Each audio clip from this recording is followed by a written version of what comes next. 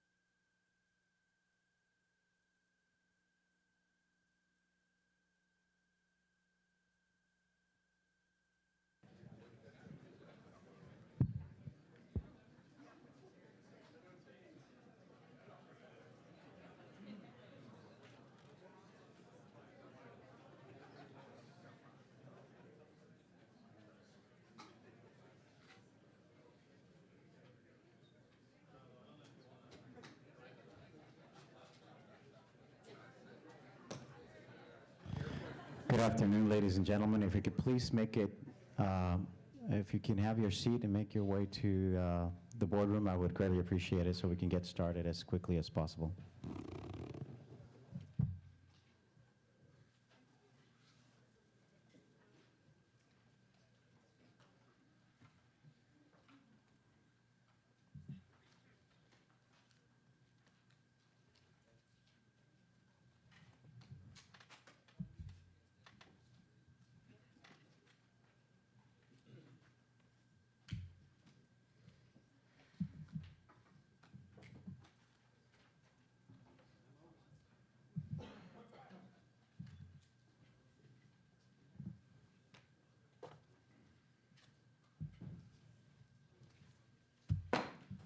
The Committee on Homeland Security will come to order.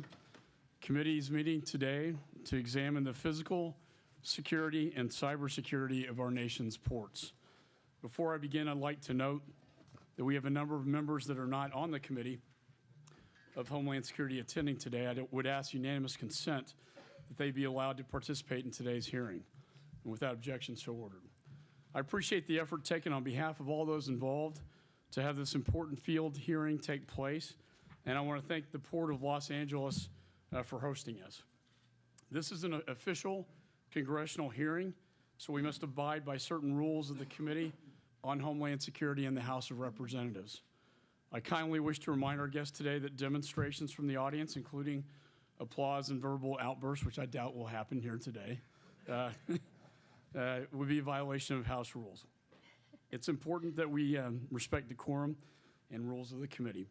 I've also been requested to state that photography and cameras are limited to accredited press only.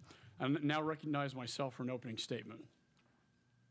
Today, members of our committee have gathered here to examine the physical and cybersecurity of our nation's ports.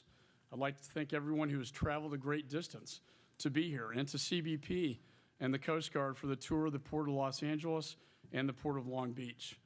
I'd also like to thank each of the witnesses and look forward to hearing your thoughts on how we can work together to strengthen the security of America's ports.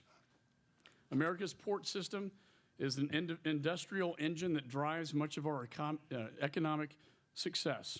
Currently, U.S. seaports support 23 million American jobs and 4.6 trillion in economic activity, or 26% of our economy. This year alone, the Port of Los Angeles has processed over 6 million containers. These ports will only continue to remain busy as our trade volume is expected to quadruple by 2030. A safe and unrestricted flow of goods and services through our marine transportation system has allowed the United States to become a global economic superpower. Keeping our ports and our cargo containers safe is absolutely vital to our homeland security as well as our national financial health. We must make sure they are not susceptible to attacks from our enemies. Unfortunately, America's adversaries are constantly looking for ways to strike our country with cyber attacks. As our port systems increasingly benefit from new technology and advanced computer systems, they also find themselves in the crosshairs of international hackers and rogue nation states. In June, this very port was briefly shut down because of a cyber attack that cost nearly $300 million in economic damage.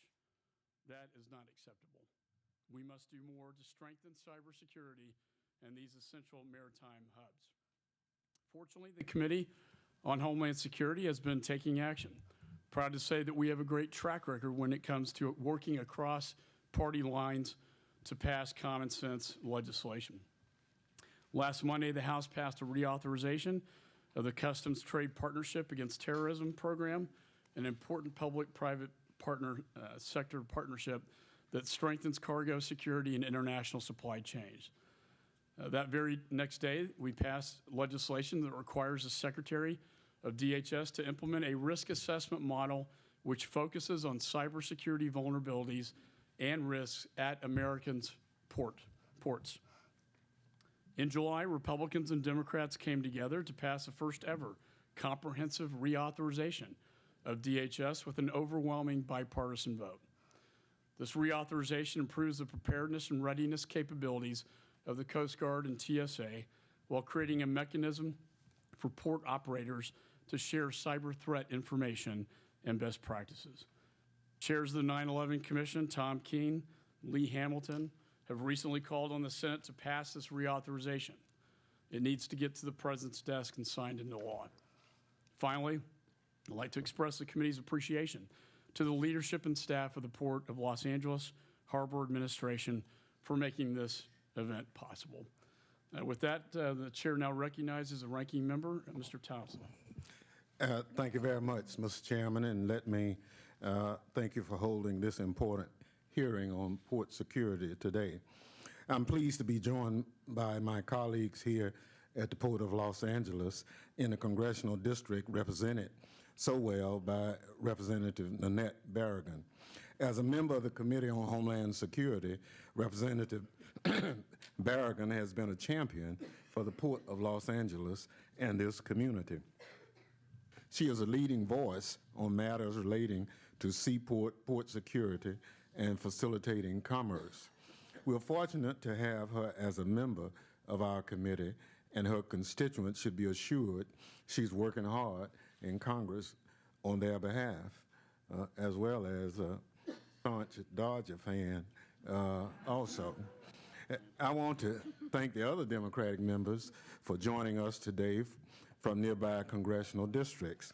They are Representative Lou Correa, who also is a valued member of the Committee on Homeland Security, Representative Norma Torres, a former member of the committee, and Representative Alan Lowenthal, who represents the neighboring Port of Long Beach.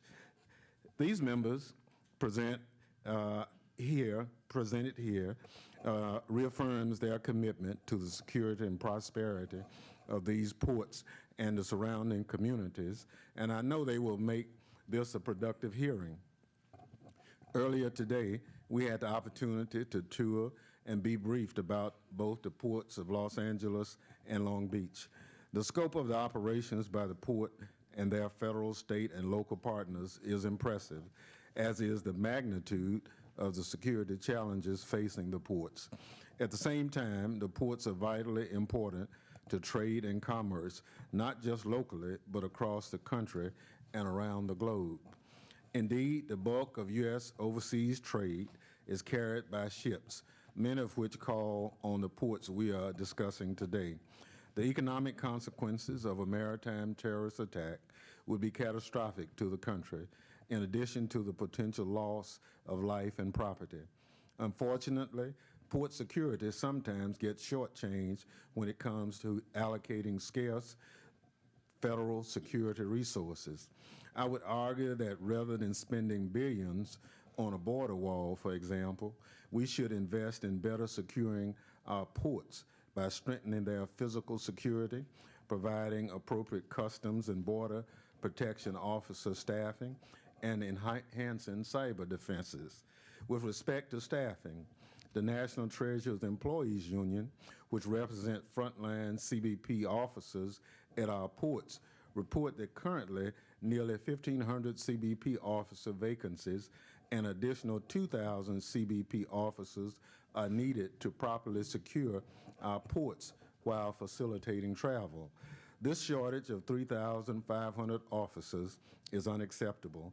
It puts the security of our ports in jeopardy and slows valuable commerce. Coast Guard resources are similarly strained.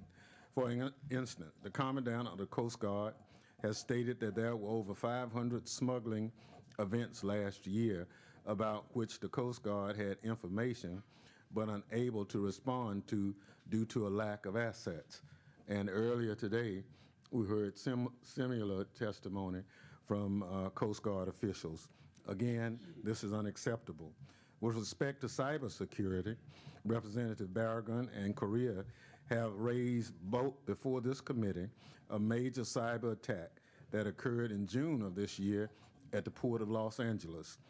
AP Moeller Maersk had to shut down its container operation, costing the company as much as $300 million and causing weeks of disrupted operations. I look forward to hearing from our panel about the lessons learned, the precautions put in place since that incident, and what more remains to be done. We should be putting our scarce resources toward addressing these gaps in our nation's security.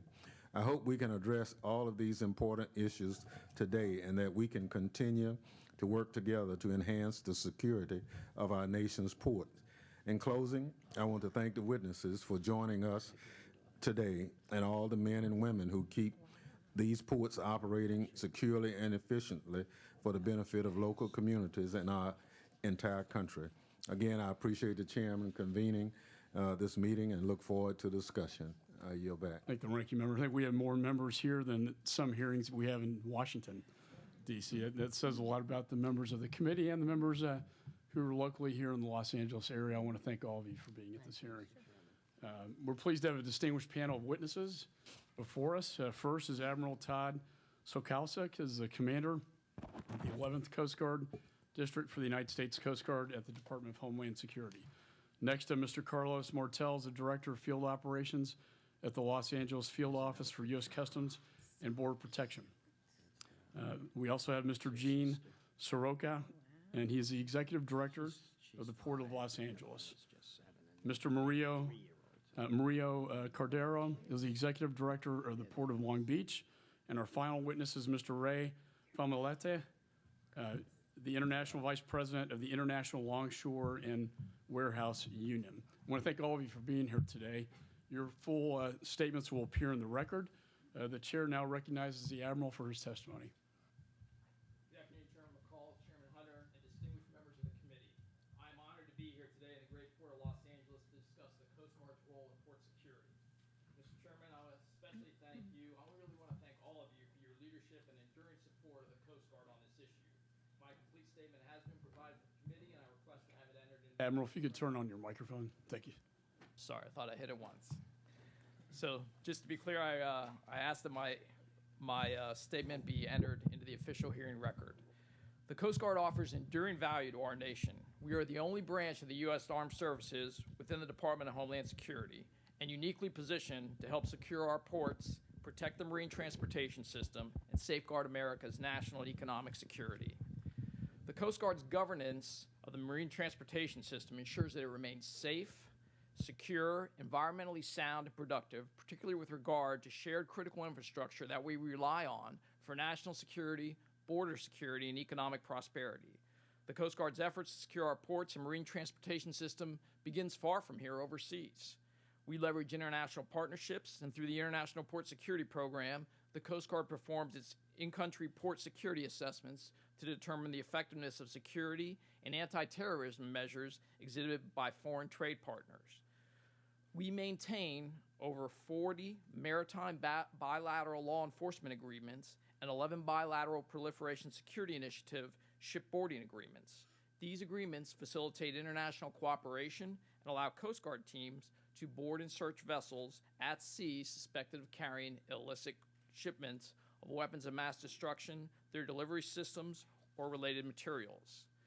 The Coast Guard's membership within the intelligence community provides global situational awareness, analysis, and interagency collaboration opportunities with various counterterrorism components, including the Central Intelligence Agency, the National Counterterrorism Center, and the Federal Bureau of Investigation. Intelligence also helps us push our borders out. Direct, timely intelligence is just a key enabler across a broad spectrum of threats for us.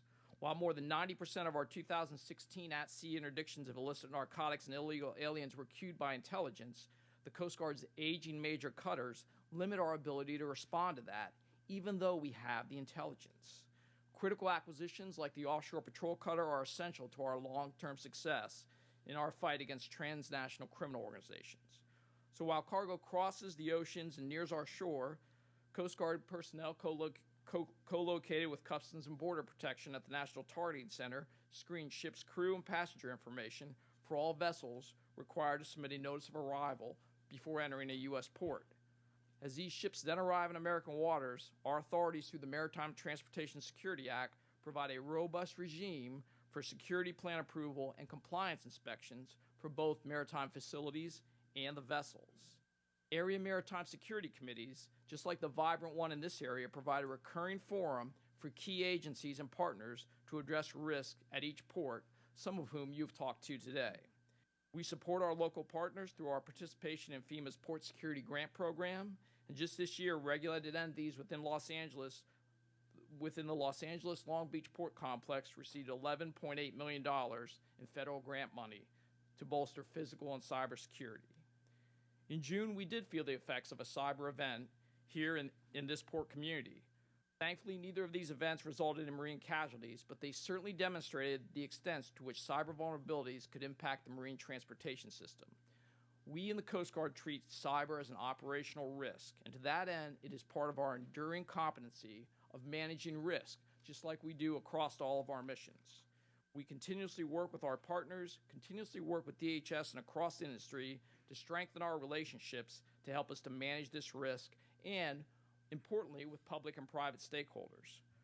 So for over 2 centuries, the Coast Guard has safeguarded our nation's maritime interests, and the Coast Guard's layered security strategy, day-to-day operations, and coordination across government ensure that we are well positioned to address the broad range of offshore and coastal threats that could impact our national security. Thank you, Mr. Chairman. Thank you, Admiral. Chair now recognizes Mr. Martell. Chairman McCall, Ranking Member Thompson, and esteemed members of the committee, thank you for the opportunity to testify today to discuss the role of U.S. Customs and Border Protection in securing maritime cargo, an important responsibility we share with our partners here today.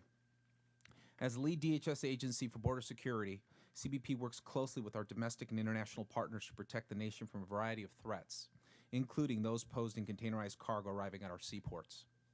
Serving as the Director of Field Operations for the greater Los Angeles area, including the LA Long Beach Seaport, the largest seaport in the nation, I know firsthand how complex cargo security operations are and how valuable our programs and partnerships are to our national security.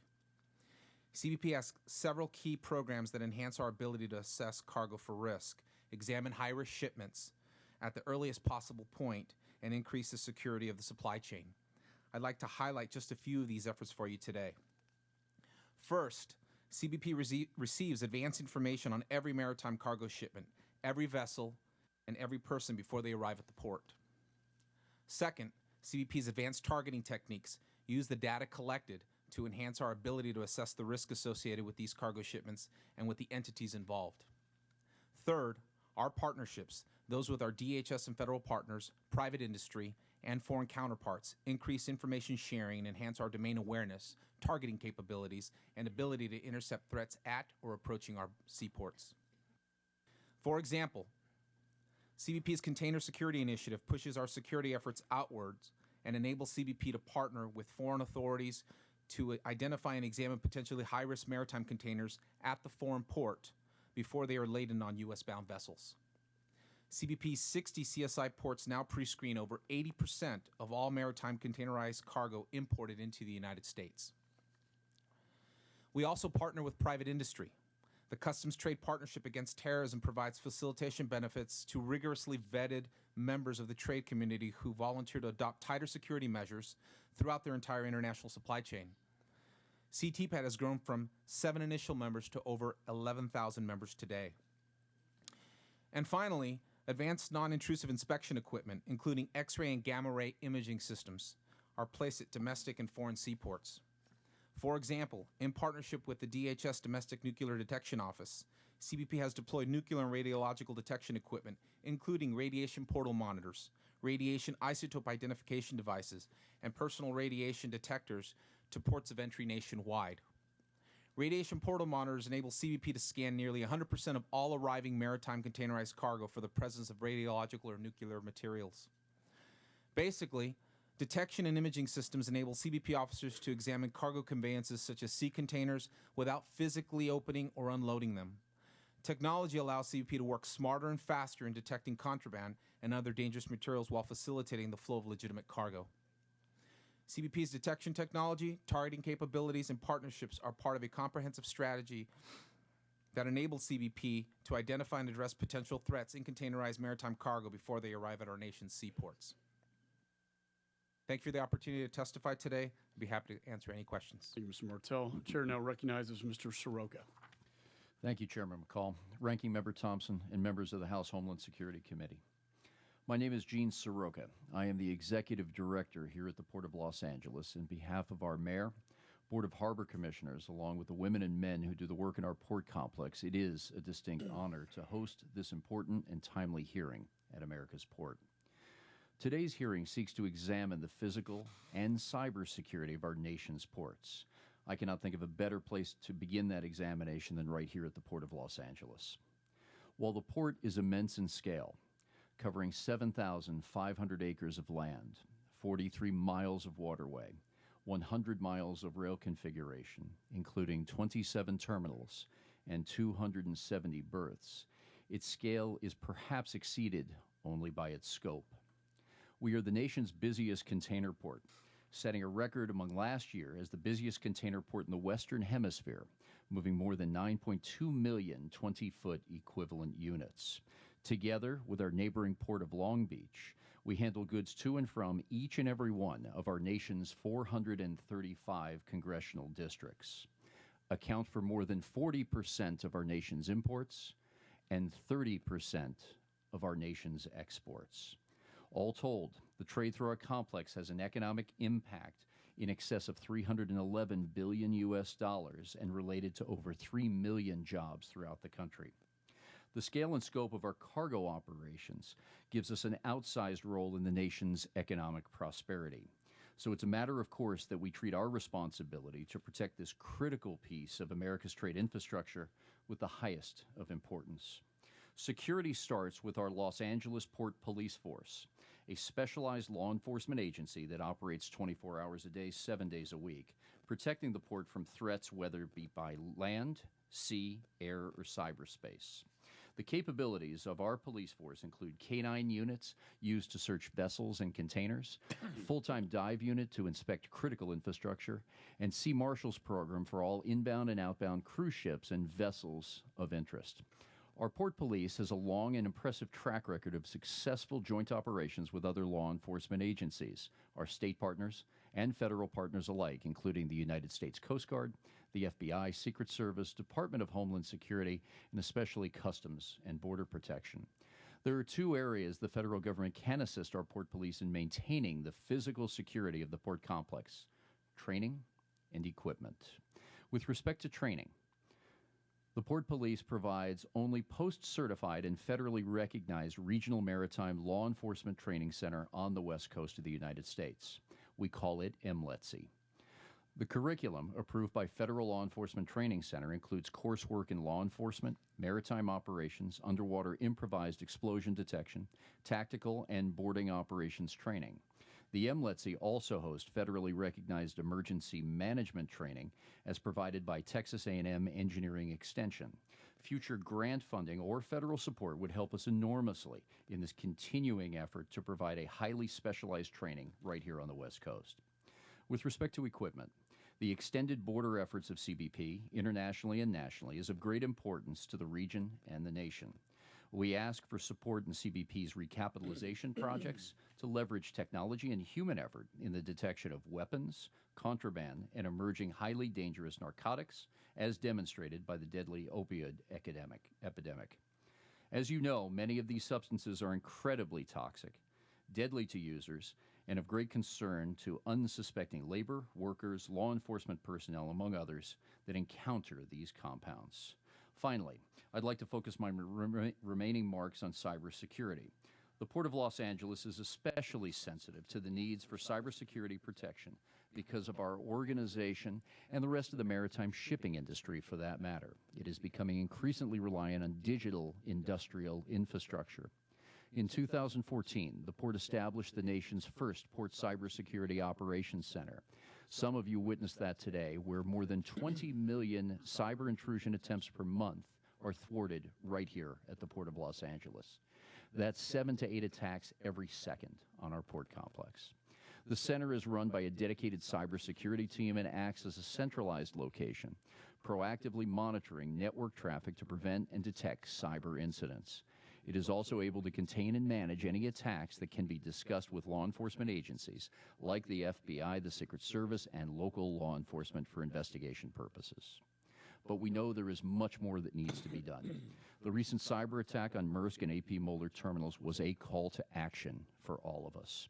We know that we must move swiftly to address cross-sector risk. The port ecosystem is a complicated one, relying on vendors, logistics companies, multitudes of clients, and transportation service providers. Add in other critical infrastructure providers like energy, communications, information technology sectors, and the need to address our collective vulnerability becomes an absolute necessity for all.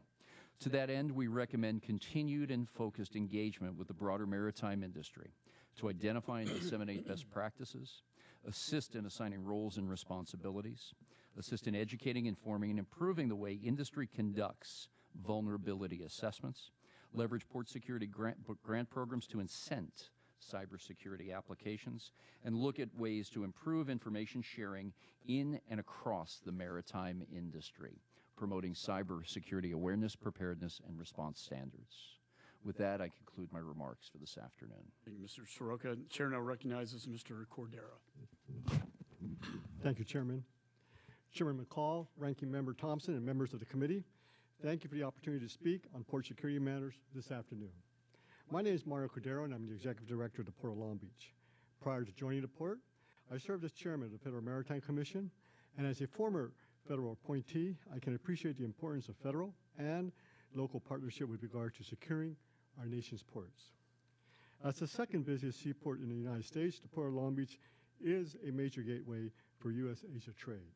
We support more than 1.4 million jobs nationwide, and in 2016, moved more than 6.8 million TEUs, also known as containers. We are on pace for 7% growth for year 2017. Combined with the Port of Los Angeles, we comprise the busiest port complex in the nation and the 9th busiest in the world. In 2016, combined, we moved $400 billion in containerized trade, which is 40% of the nation's import cargo. Since the terror attacks of September 2001, the port has received more than $1.6 billion in federal grants to complement the extensive investments by the port, the City of Long Beach, marine terminal operators, and carriers to ensure that the nation's largest container gateway remains open and safe. This is a multi-layer security effort that requires the continued participation of funding by our federal partners. We appreciate the federal support and hope that this program will not be further reduced beyond the annual $100 million appropriation. The safety and security of the port is of utmost importance. Our Joint Command and Control Center, a 24/7 maritime domain awareness center, is a critical hub for coordinated security efforts that include partnerships with local, state, and federal law enforcement agencies, as well as maritime and private sector stakeholders. Through innovative efforts, the port has a monitoring network of over 400 cameras, a comprehensive fiber optic network, an integrated security management system for synchronized monitoring and quick threats detection, access control and alarm monitoring, boat patrols, radar systems, a vessel tracking system, and sonar equipment. Securing the flow of goods to and from the U.S. is a complex mission involving numerous partners across the globe.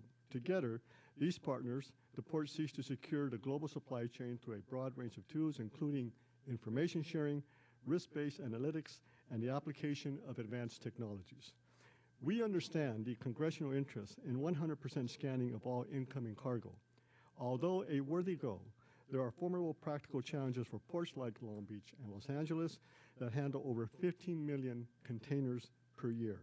Such challenges include technology and funding for equipment and personnel to handle these high volumes. We see value in deepening the level of engagement with global partners and utilizing big data to target those containers that pose a concern. The port also strongly supports the continuation of programs like the Customs Trade Partnership Against Terrorism that incentivize shippers to secure each step in the supply chain. Landside security is of critical importance. The port is extending additional layers of protection by developing analytics and sensors to better forecast the landside movement of goods and to and from the port. We rely heavily on information technology to operate as well as to secure the port and complex in its assets. As you know, with increased reliance on technology comes the increased vulnerability of cyber attack. As an example, the port's Information Management Division successfully thwarts over 30 million threats a month. And in addition to man-made cyber threats, The maritime sector is also susceptible, as we all know, to technology disruption from natural hazards and disasters. Business resiliency is a critical part of the port's ongoing cybersecurity planning. Preparation, response, and recovery planning are paramount to ensure that we assume operations swiftly. Protocols must be clear on how to best contain an incident to prevent further interruption, and response teams must have specialized training and be prepared to engage. There is not a one-size-fits-all solutions because each port has a different business model. Our information management division has developed and implemented an enterprise-wide online cybersecurity awareness training program. It is believed that once cyber operations are understood on an enterprise level, systems and protocols can be organized to continuously promote cybersecurity throughout the organization. We also understand the importance of vulnerability assessments to identify the prioritized gaps that could lead to interruptions affecting key operations. The port has undergone regular assessments over the years and plans to continue this practice. Our decisions must be information-driven, an environment that promotes the sharing of information, which includes balancing the need to protect property information or proprietary information with protecting our national critical infrastructures. Lastly, a new and potential threat to safety and security is that of unmanned aerial systems. The unhindered operation of UAS near terminals and ships could pose an immediate danger to the port complex and operations. UAS operations in vulnerable areas must be restricted, and local first responders should be deemed the enforcement entity authorized to mitigate threats. We believe this type of enforcement is better delegated to local public safety personnel working in conjunction with federal partners. Mr. Chairman, thank you for the opportunity to address the committee. Protecting U.S. ports must be a core capability of our nation. We appreciate the support of this committee, and we stand ready to work with you and your staff to protect the people and economic vitality of our ports. Thank you, sir. Chair now recognizes Mr. Familetti.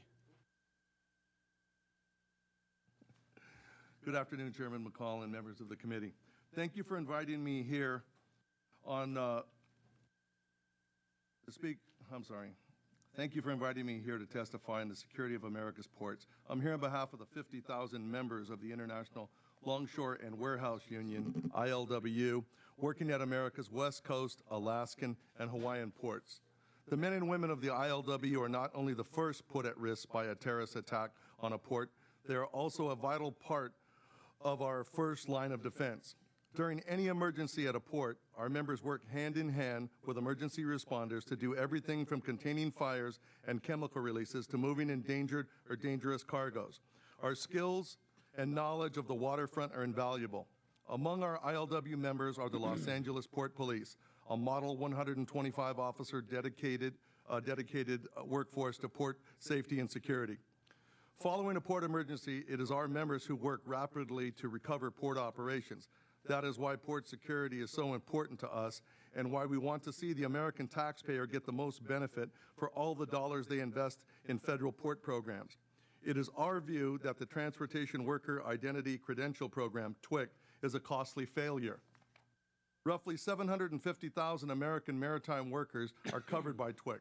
It costs between $300 to $500 per person just to apply for and renew the credentials over a 10-year period. That is roughly $225 to $375 million just in TWIC application costs to our industry. TWIC readers are also expensive, and as the GAO reported in 2012, readers are often unreliable. The new Coast Guard rules in 2016 on TWIC readers at the passenger facilities will alone cost the industry another $157.9 million over 10 years. The federal government itself spends tens of millions more on staffing the TWIC program, processing applications and spot checking credentials. It also provides millions more in port security grants tied to the TWIC program. Yet, despite spending of hundreds of millions of dollars on TWIC, no attacks have been identified as having been stopped by TWIC. No experts cite TWIC as an impediment to future terrorist attacks on American ports. TWIC does produce one result: hardship for waterfront workers. Despite the law saying TWIC applications will be processed in less than 30 days, TSA reports that TWIC enrollment delays are more than 60 days. More than 50,000 workers have had to file appeals after an initial TWIC denial. On an appeal, the burden is on the worker to prove that he or she is in fact eligible for TWIC. Due to the large volumes of processing of TWIC appeals can take up to 6 months. And during all of these delays, the worker cannot even get unemployment insurance. Money from TWIC could better be invested in many beneficial programs, including budgeting for an increase in CBP officers on the front lines at the ports of entry. Not only does a stronger inspection force improve security, it makes ports more efficient. Our ports cannot offer extended hours or weekend shifts to reduce freight congestion if CBP lacks officers. We also question the need for more spending on cameras. The Port of Los Angeles alone has 700 cameras linked to its security center, and other ports are equally saturated. Would it not be wise to invest our money in closing the real gaps in security? The ILW believes the threat from cyber attacks is such a gap. This includes hacks to the TWIC data systems. TWIC data can reveal not only personal information, but it shows the work patterns of thousands of waterfront workers. That is high-value information to anyone planning a terrorist attack on a port. In June 2017, Maersk, the world's largest shipping line, was attacked by an unknown actor with a variation of a ransomware attack. This attack affected 17 Maersk terminals worldwide, including along America's west coast, where the ILW works. Maersk estimated damages between $200 and $300 million. The Maersk terminal in Los Angeles, the port's largest terminal, was closed for days. Delays continued to ripple through Maersk's system globally for weeks. Operations at Maersk terminals in Los Angeles and the Pacific Northwest returned to work only because ILW members still had the know-how how to temporarily return to paper-based operations.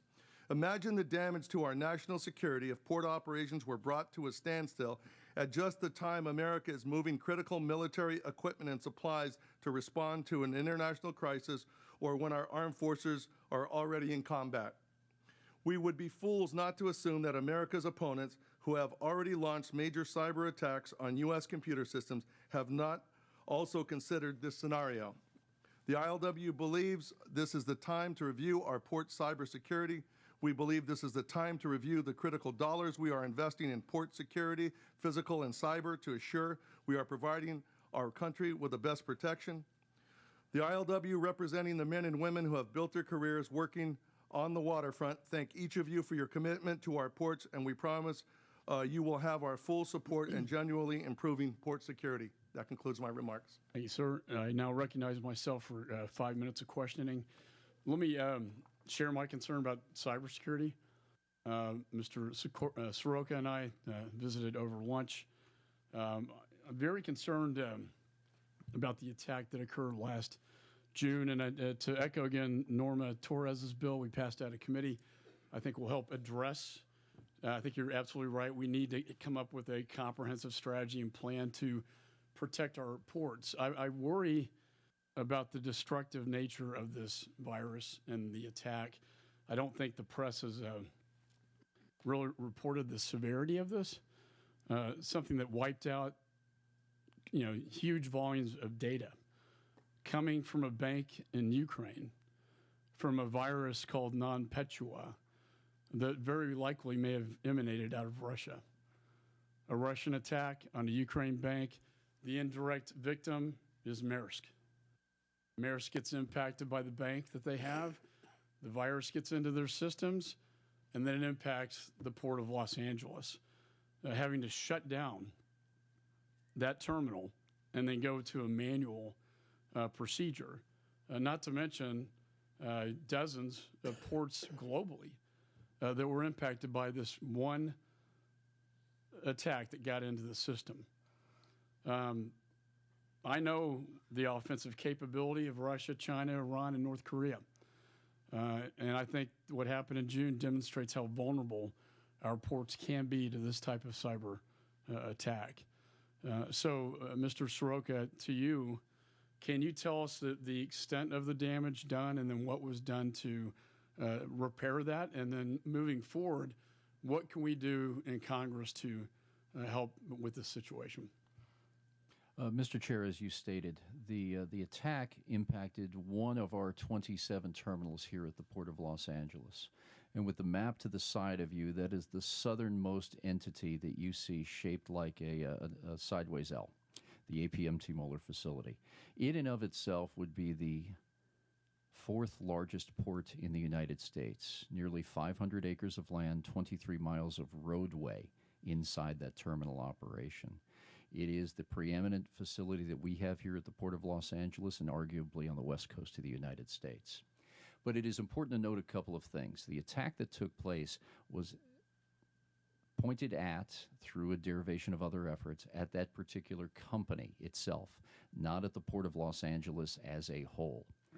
The Port of Los Angeles in and of itself, in use with that cybersecurity center, has a domain of landlord operation here at the port, simply meaning that we work with our private sector customers to work here directly on that 7,500 acres of property. What we saw immediately thereafter was our largest terminal shut down for several days, and then as they moved to a manual operation, moving maybe 10% of the cargo they normally would on any given day through this port.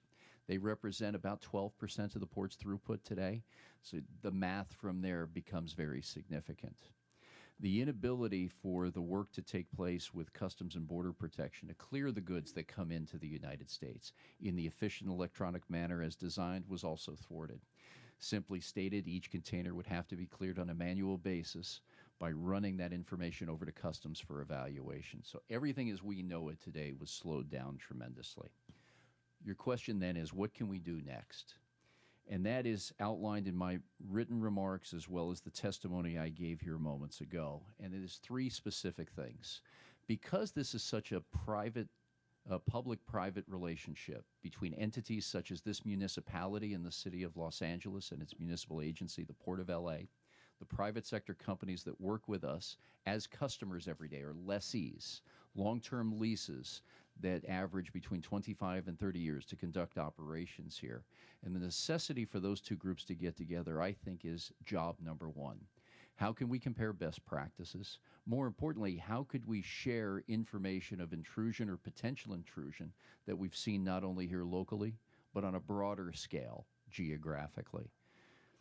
Within that collaboration, also rules of engagement, how we best can cooperate together. I understand, not from MERS specifically, but from other entities, that there may be some intrepidation on how government's overreach in the Cybersecurity Center could be of some concern. I would like to have that bond work even closer.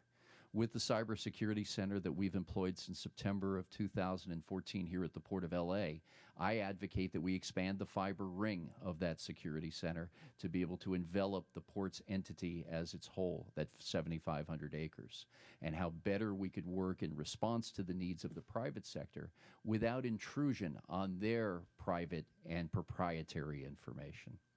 I think that also takes money, and how we can better look at what money means to us today and how it goes down line. I think it would be inappropriate for me to respectfully ask for a specific dollar amount today, but as we come to you with new ideas and new ways by which we can expand this fiber ring and create a more collaborative environment of sharing information through the federal level down through our international counterparts and our customers, it will take some very creative looks at how we can model this, not only here for Los Angeles and Long Beach, but how it will have impacts beyond. But there's a lot of work to be done on the ground so we understand how better our role can be played. Thank you. And I look forward to working with you because you're correct. This was not a direct attack on the Port of Los Angeles, but the next time it could be. That's right. And I think we need to be prepared for that. Admiral, Mr. Martell, the Navy has pulled out of the Western Hemisphere in terms of interdiction efforts, leaving the Coast Guard as the sole proprietor of that mission to protect the United States in its coastal waters. Estimates are that 1 out of every 3 targets, you can only hit 1 out of every 3 targets, which means 2 maybe getting in. So my question is, well, first of all, if you can give me some, recognizing the space we're in, indication of what things that we have stopped that were a victory for the United States, but also what is your biggest concern about what we're missing? Chairman McCall, I'll talk first about what we have stopped. What we have stopped is a record amount of cocaine in the transit zone that's being attempted to flow into this country this year. Although the FY17 official numbers are not tallied yet, as that's a very specific process, just in the Eastern Pacific alone, we interdicted 100,000 pounds more than we did last year. I am quite sure that this year will be a record. We were able to do that even though there is no Navy presence down there, all with Coast Guard assets, by the Commandant's strategy of concentrating Coast Guard ships in the transit zone and interdicting these in the Eastern Pacific. One of the things that challenges us in that at this point, sir, is the state of our assets, and that, in fact, one of the ships that you saw today was destined for that transit zone and was unable to make it there due to mechanical problems. So the acquisition of the OPCs are very important for us to have more success on that, and the continued incredible performance of the national security cutters in the transit zone during the recent hurricanes. They actually ran some of the intelligence operations down there that are normally done out of a major joint interagency center due to the hurricanes. So, sir, that's we're only getting a portion of that. Some estimates 20 to 30% of the flow, so that can tell you how much is actually flowing into the country at this point. Mr. Martell. Chairman McCall, speaking from landside and within the port, we have interdicted quite a bit of narcotics in transit, freight remaining on board, headed for Australia and Canada. We've also worked with state and local partners in assisting in the interdiction of Ponga maritime events that are landing along the 200 miles of littoral border that I oversee as part of my area of operation. I think the biggest challenge that we have in CBP landside are the marinas. We have over 90 marinas along the coastline that we have to patrol, and we do not have the assets to operate outside of the port. Thank you. My last point, Mr. Cardero, I agree with you on the UAS threat, and my time has expired, but I do think that's something the committee will be taking a look at in terms of right now, as I understand it, there are no restrictions. And we know that we've seen in Syria, they're able to take these drones and turn them into explosive devices and chemical and biological weapons. Well, thank you, Chairman. And I think coincidentally this morning we were on the rooftop of the Command and Control Center, and the committee I think saw firsthand the potential threat when we viewed what seemed to be a super gigantic drone, and actually was a one-man aerial craft in which, again, there's no restriction. And I think we see that the testimony you've heard this morning regarding not only the value of the cargo that comes into our nation, which is a significant portion of our GDP in terms of international trade as a whole, but you think about the worst scenarios of any damage to this infrastructure in this port. It's frightening. So I do appreciate the committee looking into this issue and addressing as we go forward. So, Mr. Chairman, thank you so much for raising that point. Chair recognizes Mr. Thompson. Thank you, Mr. Chairman. And let me thank all the witnesses for their illuminating testimony. One of the comments that ran through everyone's presentation was the notion that it is critical for the federal government to participate in this process of securing America's ports, especially on the financial end. Everything we had an opportunity to experience today, so much of it was because of the federal government, either through FEMA grants or through other port security grants that are managed, that enable you to step up. Sometimes we have tough decisions to make, but what I've seen here today says that the mission you have undertaken is a serious mission, and we have to fund it. Second or third best toward addressing this mission is not good enough. To that extent, we are challenged from a CBP standpoint to maintain a certain level of staffing. Mr. Martell, are you able to maintain that, or do you have some challenges with bringing new people in? For the record, you know, we've had issues around the lie detector tests that comes into play, and we get told our veterans who get out of the military with clearances end up not being able to pass the CBP tests, and they're holding clearances.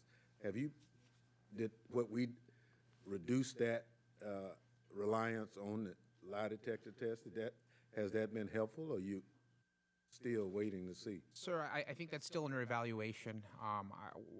While we believe that the new protocol, the new direction that we're using for the lie detector appears to be a positive, I would have to get back to you as to what the actual results are. What I can say here locally is from the Los Angeles field office perspective, we are adequately staffed. We have not. We have implemented a number of new prototypes, technology, innovation, and whatnot to become more efficient so that we could redirect staff to where we need them. So we have not. Again, I would say adequate. I would not say that we are overstaffed and that we would welcome additional staffing, but we have sufficient staff to affect our mission here locally in Los Angeles. I wouldn't expect you to say anything else. Admiral, can you talk a little bit about the TWIC card as it relates to the Coast Guard, and whether or not the reference to some concerns about it and the reader mandate that Congress has put on you all, whether or not you'll be able to meet that? Yes, sir, Congressman Thompson.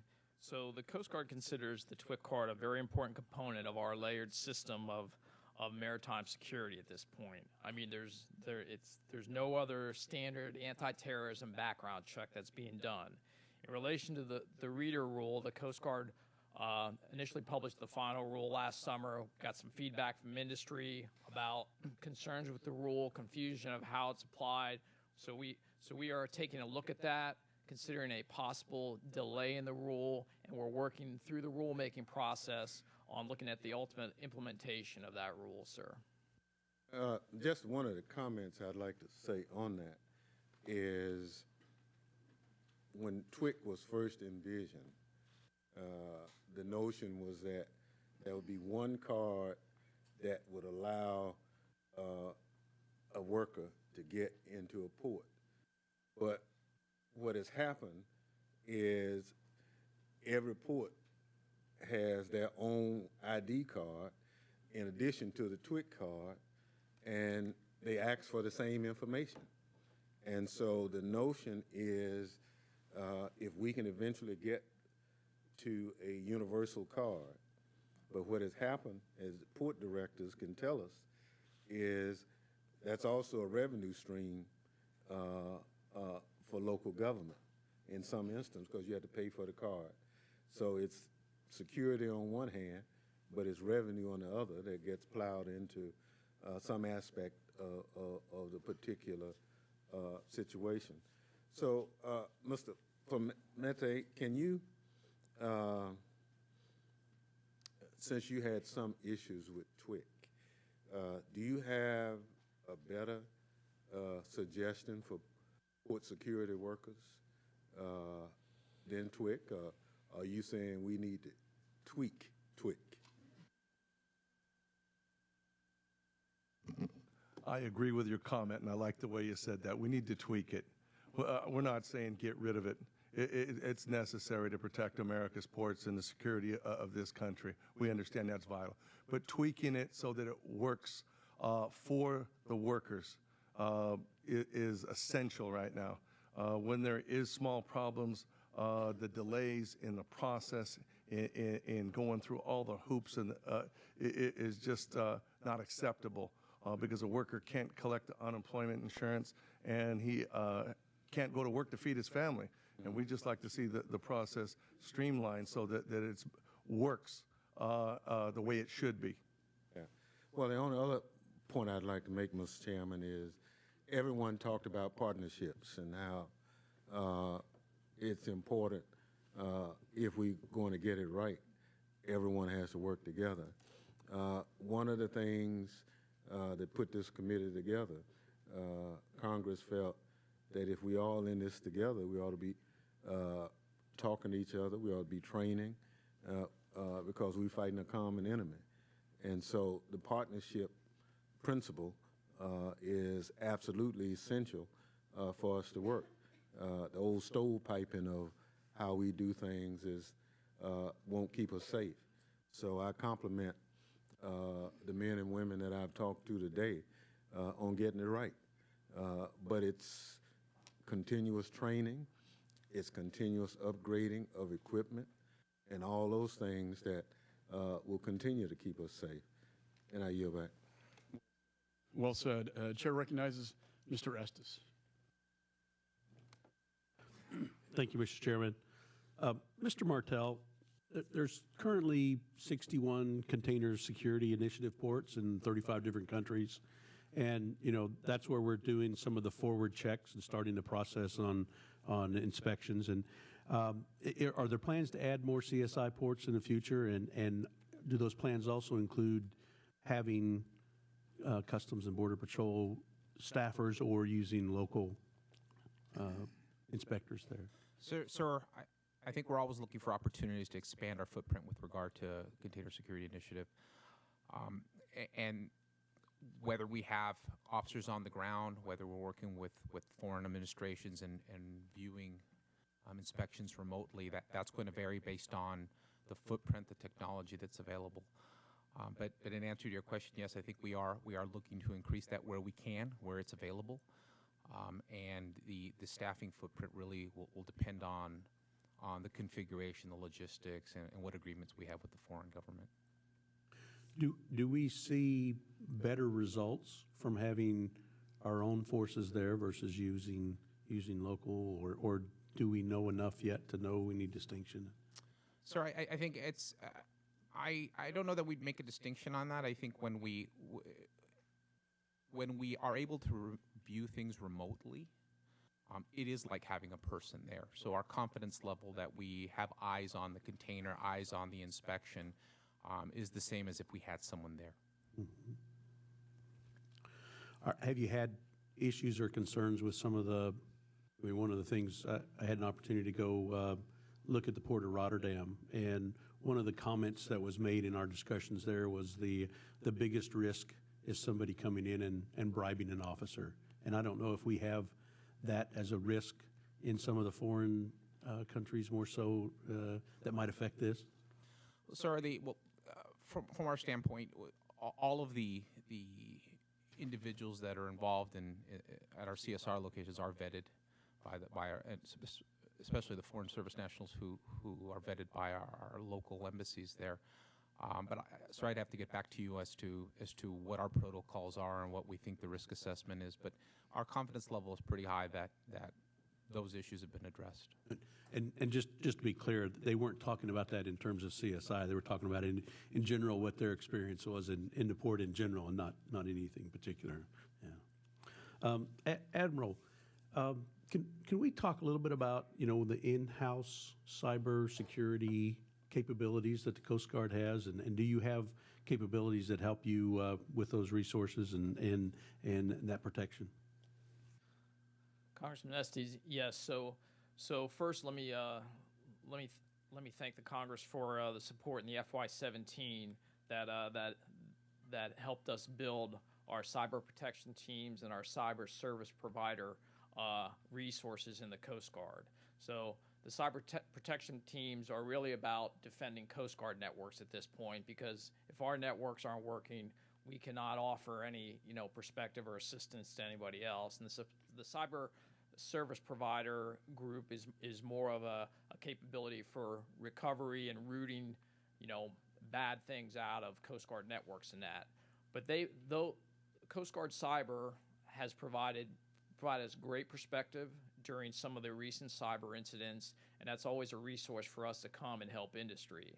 I think one of the key things as we talk about cyber in general, sir, is that we really have to instill a culture of cyber risk management.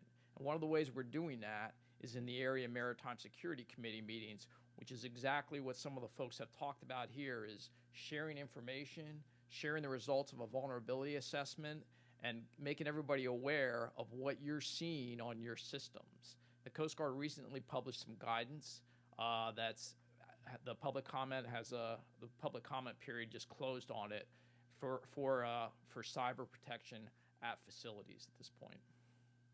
All right, thank you. Mr. Chairman, I yield back. Chair recognizes Mr. Correa.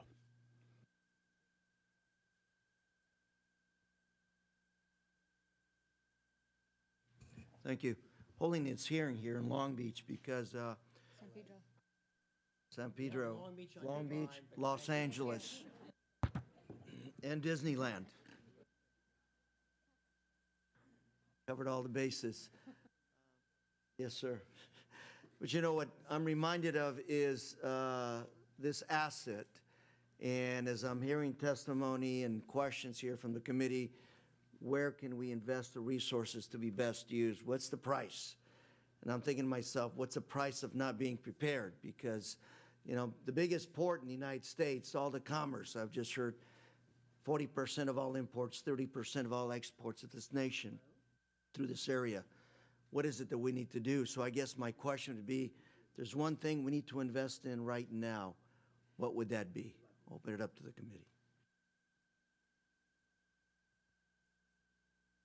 And from our side, and I've been told by staff that there may be some that don't like the term fusion center. If we need to redefine, that's okay. But what we see here immediately at the Port of LA is the ability to formally bring in public and private sector interest to do exactly what I mentioned earlier: share best practices, alert other partners of vulnerabilities, and have a systematic way of processing that information through expertise and the movement of data. That would be the number one ask. I'll get you a number specifically offline. We've been looking at that and talking with our Board of Harbor Commissioners specifically as to how we can quickly move out. Secondly would be the expansion of that fiber ring I mentioned. The Cybersecurity Center that you toured earlier today, Congressman, shows an ability to capture data of potential threats or folks trying to find our weaknesses. The ability to expand that ring, and that could be looked at as an analogy of just covering the entity of the entire port complex itself and allowing others to jump in. Meaning, could we be another firewall to those private sector entities that are facing commerce every day and potential threats in and of themselves? I want to say that that's kind of, I love to hear your comments right now because that seems to be the theme that we've heard over and over again in our committee hearings on cybersecurity. The best practices, everybody working together, private and public sector, to make sure that everybody coordinates when it comes to cyber defense. Well, thank you very much on that. And I guess another question to our folks at the Coast Guard and others. Resources. You're severely lacking resources. Defending the coast, defending our nation. Multipliers. We talk about working with our allies. Other folks have vested interests with us on security, economic issues. Where do you suggest, what other agreements, what other nations do we need to approach in terms of working with us? Keeping in mind that we want to trust, but we also want to verify. Yes. Well, sir, I'll say from a CPB standpoint, we partner with other nations, other foreign customs services. Anybody else that we don't, that we should be? Sir, off the top of my head, no. I think that all of the partners that we have address our current and impending threats at the national level. Locally, we work closely with HSI, with various task force state and locals to have connectivity with those countries that have a nexus, whether it be inbound or outbound here in the Port of Los Angeles. Thank you. Admiral? You know, through the International Port Security Program, you know, we've engaged 150 countries. We visit those port facilities to make sure that that they are exercising proper physical security procedures, and we will begin to look at cyber because we just consider that another way that we have to manage risk in the port at this point. So I think that's been very successful for us.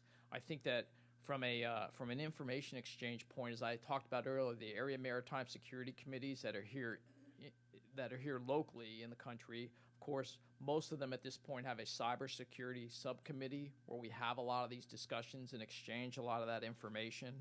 And I'll just recognize too some of the I recognize APM Maersk, Mr. John Oakes, who came and spoke at the Area Maritime Security Committee, was very candid about what APM faced in that particular attack. Just in terms of resources, obviously, it'll take resources to do some of these things as we understand cyber threats, and as they evolve, all of our systems are becoming more complicated, so we will have to be willing to make investment. Sure, I yield. Sticking with committee members as a priority, Ms. Berrigan is recognized. Thank you. I want to thank you, Chairman and Ranking Member, for holding this hearing in my district here in San Pedro to examine security at the Port of LA, or as we like to call it here, America's Port. And thank you to all the witnesses for your work and for being here today to provide testimony and your perspectives. The nation is just facing evolving threats constantly. And when I came to Congress, it was important for me to seek an appointment to this committee because of the importance to the homeland and to the ports, which is by far the largest economic engine in the region and touches every congressional district. So it makes me really happy to be here today to have this hearing. And so thank you, Mr. Chairman, for doing that. Before I get to my questions, I have some statements I want to enter into the record from local groups and individuals concerning security at the Port of Los Angeles. Now, without objections, or? Well, thank you. So the statements are from groups like the San Pedro Peninsula Homeowners United, Mr. James Diamond, and Carlos Garcia. They offer the committee an often overlooked local perspective as we consider port issues. Mr. Familetti, thank you for raising the issues with the TWIC program. This is something I've heard not just from your organization, but from others, and the concerns on what the program does or doesn't do and the burdens that it poses. We always want to make sure that we have security at the forefront. So I'm hoping that we can work in a bipartisan fashion to address some of the concerns that were raised here today. And so we have a lot of work to do on that. Now, for my questions, I know that Mr. Martell indicated that the staffing was sufficient. Mr. Familetti, you are on the ground, your members are on the ground, you handle the cargo. In your perspective, given that your members are there and you see firsthand, but do you believe that the current CBP staffing levels at the ports are adequate? No, I do not. Our members work 7 days a week. There's only a few no-work holidays throughout the entire year. And with pressures to move cargo 7 days a week through ports like Los Angeles and Long Beach, it's important that not only the longshoremen are there, we can get the cargo off the ship, but if CBP doesn't have it budgeted to have that staffing on the weekends and CBP officers there to x-ray the cargo, then we can't keep that cargo moving. Mm-hmm. So it works hand in hand, and we'd really like to see the proper budgeting. They may have the staffing. I won't challenge Mr. Martell here on that. He knows his operation better than anyone, but maybe they don't have it budgeted to have those CBP officers working weekends. Okay, well, we'll follow up on that. Mr. Cordero raised an issue that I get asked about all the time, and that is, do 100% of the containers and the cargo that come into the port get scanned? And Mr. Martell has indicated that 100% get the radiation scan, but only the high risk get the x-ray. My question is, does the fact that we don't x-ray 100%, knowing that Mr. Cordero said it was impractical, does that leave our port at risk? I don't believe that it does. I think we have a very robust targeting system. We're able to get information as part of the 24-hour advanced cargo manifest rule. We're able to get cargo information 24 hours before the cargo boards a vessel. So we have a unique opportunity to scan the commodity, look at all of the shipper consignee information, bounce it against various classified law enforcement databases, trade databases, open source information to do an in-depth assessment as to whether or not the cargo presents a threat. Thank you. Mr. Soroka, I want to ask you about an incident that happened in August. You may have read, and I'm sure you've heard about it, the high-speed chase that ended here at the port complex and ended up with the suspect climbing a large crane and even at one point passing 2 workers on his way up before ultimately falling to his own death. It was an unfortunate incident. And I think a lot of us were surprised that a car could get onto the port and could do this. And I often think about bombings, and what we do today is we put up these barricades so cars can't get past. And that this gentleman was able to access the port complex as easily as he did. Can you tell us what additional security procedures have been put in place as a result of this, because of my concern that it could pose to Homeland Security? If I may, Congresswoman, it would be helpful, I think, to the committee to start with a wider context of this specific incident. The alleged assailant stole a car from a dealership in the Inland Empire approximately 60 miles away from the port. Moving through multiple counties with various jurisdictions of pursuit, the driver was moving through our network of surface streets and freeways in a very erratic manner, in so much that leadership of these agencies had moved closer and then decided to retreat from this particular driver, not to impede upon the public's safety. That driver then approached the harbor area on the 110 freeway.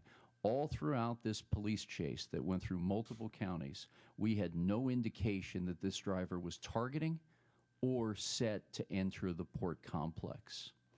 After weaving his way through several street and local neighborhood enclaves, a U-turn was made to go back onto the 110 freeway and take an immediate exit off of that freeway towards port property. From all accounts, both on-site as well as in the air as this was telecast by local news on multiple channels, the driver began to follow traffic and turned into a specific terminal that was led in by ILW workforce that was going to work for the nightside shift. That is a traditional gate that will be open to our workers so they can get on site with safety and move to their jobs beginning at 6 p.m. The penetration was made at approximately 5:50 in the evening. Getting onto the terminal site was met with response from our Los Angeles Port Police Unit within 3 minutes and 20 seconds of notification of that breach. Once on site, there were a number of tactical details and protocols that needed to be followed, especially through the allied agencies, and the necessity of highly sophisticated response teams that were called to that particular site once Port Police had cordoned down the situation. It is unfortunate, but that individual did climb a crane and either fell or jumped to his death. What we have done in the timing since then, although none of this could have been predicted, is that we've fortified gate activities not only at that particular facility, but also created different paths of cargo entry, as well as personnel and visitor entry with credentialed folks that will be working on the port. In addition, all of these standards at the particular facility that was breached and others that we immediately took under evaluation were at or above United States Coast Guard standard for entry and exit. But we will continue to raise the bar on that in collaboration with Coast Guard, CBP, and other allied agencies to make sure that our threshold goes well beyond that is mandated. Thank you. I yield back, and I apologize for going over. Chair recognizes Mr. Rohrbacher from Orange County. It's good to be back. Some of you may not understand, I represented this area for about 10 years. Mario and I worked out a lot of problems together, but it took a lot of work to do it. I'll have to tell you that much. We have, this port is one of the great assets of our country, and as such, it's got special considerations that we have to look at. And I know as the 1900s turned into the 20th century, we face certain challenges, and I happen to observe the changes that were taking place when we went from having everything in boxes and taken off the ships in boxes, and the longshoremen would have to take them off individually, and the great cost and actually cooperation that was necessary to create this new system that we have, or the system we have now, of containers, which is basically so efficient. We have developed what would be a conveyor belt across the ocean. That's how efficient we are. Well, a lot of people are taking advantage of that conveyor belt to make money. That's what they should do. We have a market system here, people looking for profit. But I would hope that as we look at the new challenges that come with this change of technology, that we make sure that the people using the conveyor belt help pay for the things that we need to do to make sure that that economic conveyor belt stays in process. Mr. Lowenthal and I have been really involved in that issue for a long time. We still are active in this. And so as we're looking at some of the things, Mr. Chairman, that need to be done to keep the system safe, which is what we're focusing on today, but also functioning, that let's make sure that we work together and we take the approach that those profiting from this new system will pay the bill in devising ways of making it work better. These new challenges, Mr. Chairman, that you focused on today, thank you for being here to help us discuss those. The cyber attacks, let me know I'm on the Science Committee, and even I have a tough time in figuring out how these cyber attacks work. Today, with the testimony that we've had, it's been very beneficial to me, and I'm sure to all of us to think how we can deal with this. And we've had an example now, and we know over the years, as I say, since I've represented this, we know that even when there's a slowdown here, it costs hundreds of millions of dollars just to have a slowdown. If there's a cyber attack that shuts the whole thing down even for a couple of days, it's an economic catastrophe. And thus we do need to work together to see what we can do to head off those problems. We talked also today, someone's mentioned drones. Well, we never had to worry about drones 20 years ago, did we? But yeah, that's something we're going to have to think about, and think about what the penalty should be, what the rules should be. And I want to ask, Mr. Chairman, someone mentioned overreaching, that we can't be overreaching in cyber attack. Which one? Okay, well, let me ask you, what is there something, could you give us a note of caution of not going too far, so that if we're trying to make the system safe, that we don't freeze it? All right. I mentioned in my earlier question and answer back to the chairman that as my recommendations and that of our department here, which is a municipal agency in the city of Los Angeles, that I felt there were a couple things we needed to do. One was that collaborative spirit of bringing people together, sharing information systematically. Where about the overreach? Where does that come in? As I stated on the record, yes, that there are some in private sector industry that feel that government may overreach as we get into those areas. We need to have a sensitivity towards that. Right. Being on the ground here and coming from the private sector, I think I see a lot of those sensitivities and can help find those unique aspects that we can work together. So in other words, we have to be mindful of that. What we've got to do is we've got to make sure we're taking care of the problem, but not so much that we're killing the patient while we're trying to correct the disease. So that's my only admonition. Two admonitions. One, let's find ways of paying for it by the people who are making the profit on this conveyor belt. And number two, let's make sure we don't overreach, so that we are actually becoming the enemy and slowing down this great wealth-producing enterprise that we have here in our ports. Thank you, Mr. Chairman, for coming and joining us today. And thank you for being here. An excellent point on the with respect to overreach. The cybersecurity bill we passed out of committee, it's law now, was predicated on the department not being able to regulate, because we thought to have a true information sharing relationship, you're not going to share information with some entity that can regulate your industry. And I think providing the liability protection even went further so that, the financial institution here can share with the other one without threat of a lawsuit. And so I think, I hope that's working. It's been a great experiment, but the threat is very real. So thank you for that. And Mr. Lowenthal.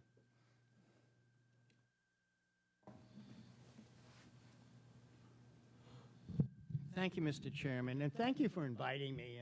It's really an honor as the person who is the co-chair of the Ports Caucus in the Congress of the United States and also the representative of the Port of Long Beach. Cybersecurity is not an area that I'm proficient in, so for me, this has been a great experience just listening. But I want to get back to, we've had a lot of the conversation, or much of the conversation, focused on the impact of the cyber attack in June of this past year to Maersk. And when I spoke to Maersk about that right after, they said, they're going to be able to cope with it and live with it. They didn't like it, but they had the resources. But they also indicated to me that they were not alone. There were a lot of the smaller lines that were also impacted, and other ships. It's not just the large people. And so I want to get back to the Coast Guard.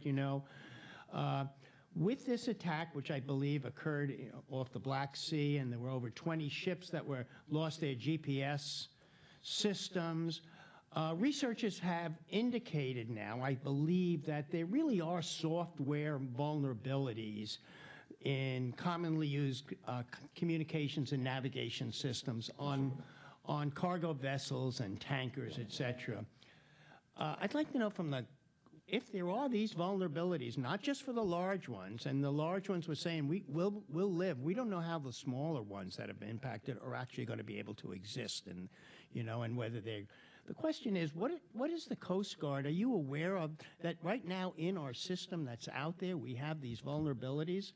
Maybe the large companies will be able to fix it, but what are we going to do about this? And does the Coast Guard see this as a tremendous vulnerability that's out there? Congressman Lowenthal, thank you, sir. I think the Coast Guard does see this as a vulnerability. I mean, we've had several incidents now. The Black Sea incident that you referred to. Those ships figured out what was going on through use of relying on their training to IMO standards and things like that, figured out that their GPS signals were not indicating the right thing in their position systems. And I think as these electronic systems become more interconnected, we will see more of that. I think, one thing that we have to realize in a lot of these systems is the human in the loop has to work well, has to be well trained, has to understand some of this, and we have to look at all these systems and build that resiliency into there that somebody has other ways to verify the operation of a system. And in this case, it was training for them. They probably had visual aids to navigation or something like that, just like in this country, as you approach the ports, you don't completely rely on GPS. You start to rely on the visual aids to navigation that the Coast Guard maintains. But we worked with IMO and industry to develop guidance that takes cyber into account into safety management systems for ships. So there's an IMO circular out on that right now, sir. But we have to continuously identify these risks and really instill this culture of constantly evolving how we manage risk in cyber. But ultimately, there has to be resiliency and redundancy that people can rely on. It's oftentimes humans and people with good training. I want to follow up. Thank you for that answer to something that Mr. Martell talked about, and I think when you were talking about your advanced information systems that you get about what's taking place. It just triggered to me a conversation that I had with Mr. Soroka recently about the ability or the need to kind of coordinate all the digital information and really understand not just a day or two before a ship is coming, but exactly what is happening and to be able to share that information. So I really want to say, to follow up, to ask Mr. Soroka, what are the improvements that we're already beginning to see in the information systems technology, and how can that help us with cybersecurity? Yes, Congressman, you're referencing a discussion we had about one of our signature initiatives here at the Port of Los Angeles, the Port Optimizer or Information Sharing Portal. Yes. That was co-designed between General Electric Transportation and the Port of LA. And I believe the Port of Long Beach is going to soon be part of that system also. We're very hopeful, yes. And Executive Director Cordero and I have been speaking about those opportunities Good. regularly as to how we could really work together in this area. I encourage that. Thank you. Dating back about 3.5 years ago, Congressman, you will remember the depths of congestion that we witnessed not only here in Southern California, but throughout most of the world's east-west trade gateways due to dislocations in the supply chain, new partnerships that were being formed, the unfortunate financial travails our maritime community had been facing since the advent of the recession, and other causals. We felt at that time that if we could do a better job sharing information across stakeholder groups, we could find operational efficiencies that would be necessary to bring this port complex and others not only to standard but beyond that for what our customers expected. So we began working with Customs and specifically Mr. Martel, along with others in Washington with the Department of Homeland Security and CBP, Rich DiNucci to be specific, who offered ideas on how we could utilize information through the Customs Advanced Manifest System, which Mr. Martel referred to earlier, is a vetting process used 24 hours between vessels sail from Asia here to the United States. My ask was pretty simple in that I wanted to utilize generic information. I did not want to know what was inside the container, how much it costs, or any other sensitive or proprietary data that Customs may hold. The point of bringing General Electric on was one of a company who has a great reputation of being a steward of information and holds many federal, state, and local contracts throughout the nation. That information now, in its earliest stages, has been tested here at the Port of Los Angeles, and with the permission of the Board of Harbor Commissioners, will be rolled out to the entirety of the port over the coming months. The idea is that the earlier line of sight we have on this information, the better we can mobilize our service providers and partners to move the cargo and its conveyance system in a much smoother way. Having earlier access to that data will also show, potentially, any abnormalities, so this group of trusted partners can again convene and talk about what we can learn from those and how best we can protect our interests of our assets, people, and the cargo that moves through our port. Thank you. And as I yield back, I also want to agree with Congressman Rohrabacher that we definitely need a sustainable revenue stream to enhance the movement of goods. Thank you. Chair recognizes the gentleman from San Diego, Mr. Duncan Hunter. Thank you, Mr. Chairman, and thanks for being here. Cyber.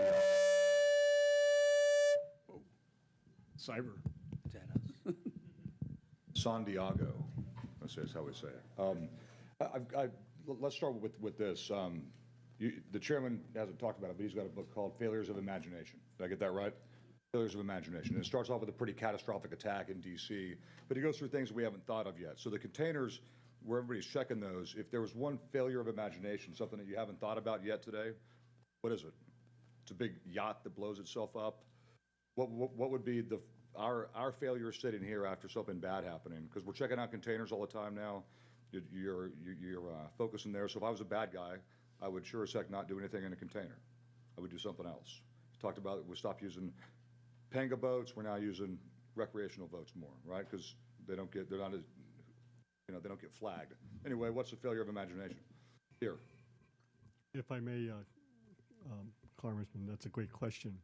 As I noted in my testimony, part of the concerns or issues we were going to address is what are the new threats? And to the question, the unmanned aircraft is that new threat. I mean, because when you start talking about the potential of what could happen, catastrophe.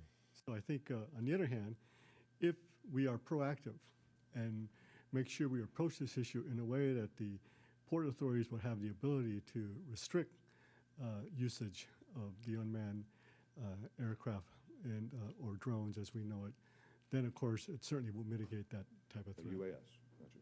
Yes, sir. In my testimony that was submitted, the ILWU used to inspect all the containers coming down to the waterfront. As the industry changed, cameras were installed at the gates and the terminals. We no longer open doors on containers. We know how vulnerable we are in this country from within. Empty containers are parked on the street. Truck drivers pick them up, bring them into the terminals. I believe that that is a huge vulnerability for us. When our guys used to open the doors, you could see if anything was inside. Now that doesn't take place. A camera's looking up top, but you're not seeing inside the container, of all the containers, and particularly a small port like San Diego. Thank you. Gentlemen? And I've got one more question, too. So we got UAS, not looking inside containers. Yes, Admiral.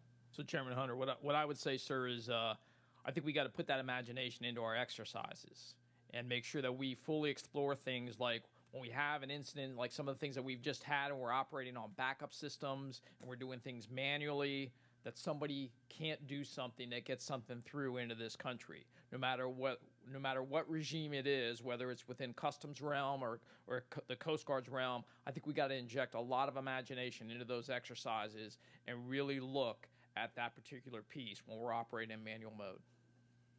Thank you.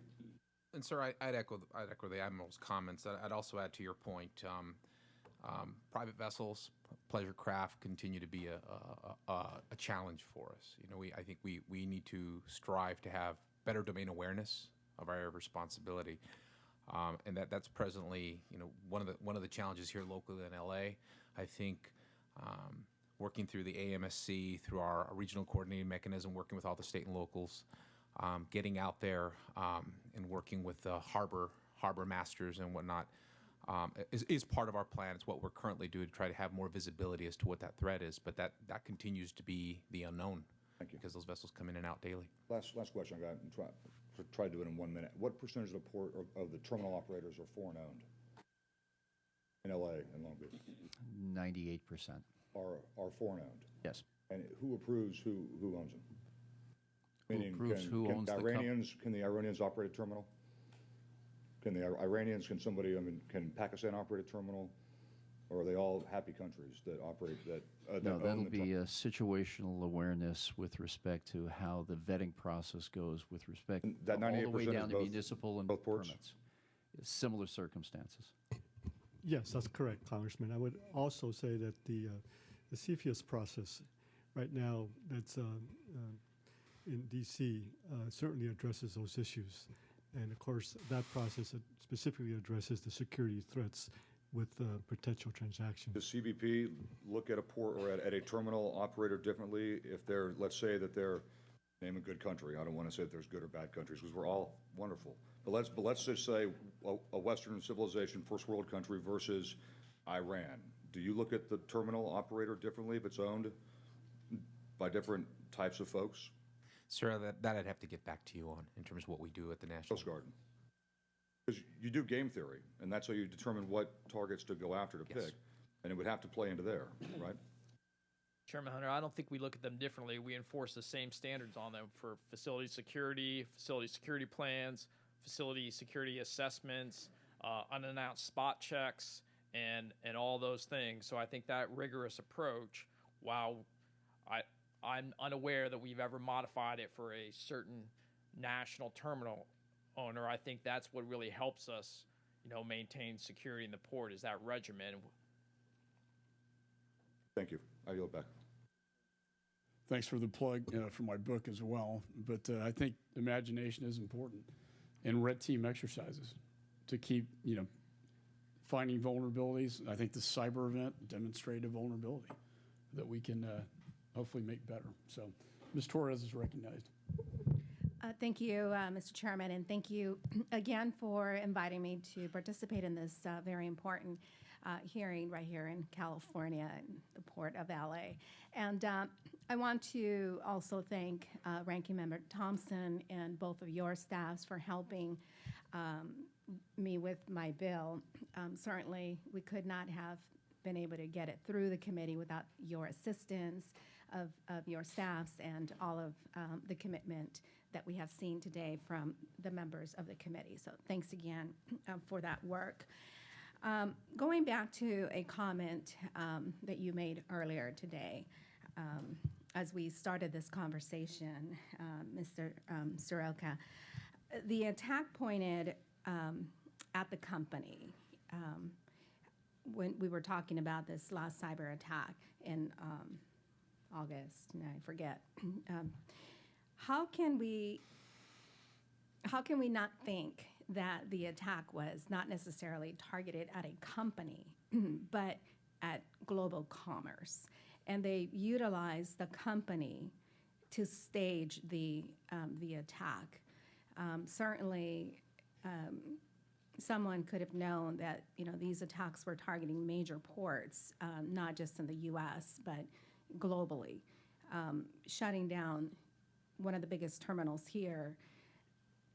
The livelihood of my district is intimately connected with the work that all of you do here, not just in the Port of Los Angeles, but in the Port of Long Beach. It is critically important for me that you have the support that you need to ensure that you do your job. That's why this bill was so important to me, and that is why in the last Congress I worked with Buddy Carter to put permanently into law the FLETC program. I want to ask you about the MLETC program that you have here. So that is what, a child of the FLETC program? That is what, an MOU between FLETC and MLETC. Can you explain how that works? And is that only unique to the Port of LA Long Beach? Yes, it is unique to the Port of Los Angeles, where the Exclusively. Where the Maritime Law Enforcement Training Center is domiciled here at the Port of LA, and under the direction of the FLETC, as you had outlined. One specific statement for the record: we have not predisposed anything with respect to how this or other cyber attacks were first looked at, where they were targeted, who they were going to impact. We've got to keep a wide line of vision around what we know, what we learn, and putting a lot of that energy, which has also been a constant theme from the committee, as to how we can harness that energy looking forward and evaluating those threats that we don't know of today. How best, and I think the term was just used, how best we can look at what we don't know and get For educated. example, the unmanned aircraft, the camera systems that are currently watching employees that could be targeted or used as a target to more than watch the employee activities for good or bad, but could be utilized to do harm. Right, and it's a daunting task, Congresswoman, because I don't think I would ever, in good faith, sit here and tell you that we will have everything covered coming out of this meeting. Our job here as stewards of this agency are to de-risk and minimize risk across a broad cross-section of potential areas of threat, looking introspectively at our own vulnerabilities, those which others have cited, and working through that collaborative effort that I mentioned to try to find every way we can to push down Our on time is this. very limited, so I'm going to have to cut you off there. And thank you for the effort in creating what you've called a vibrant environment for information sharing.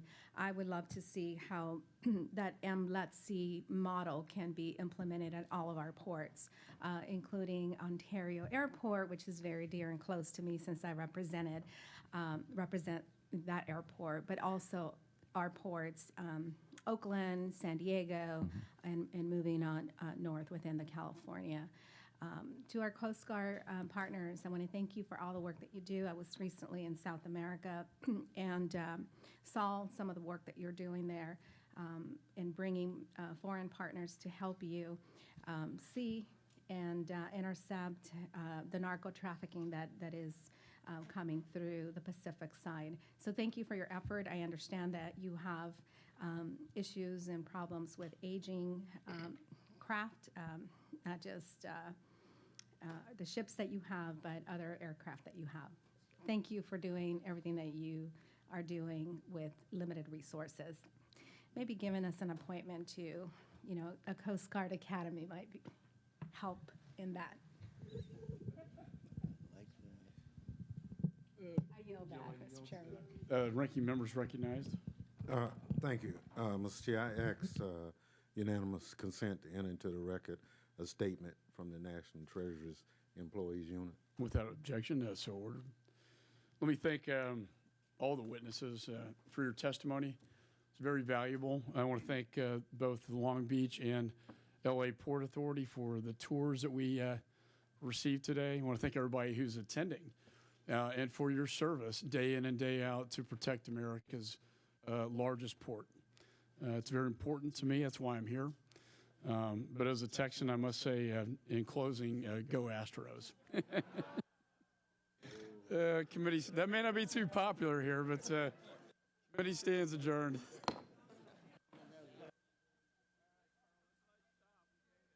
Yeah, exactly.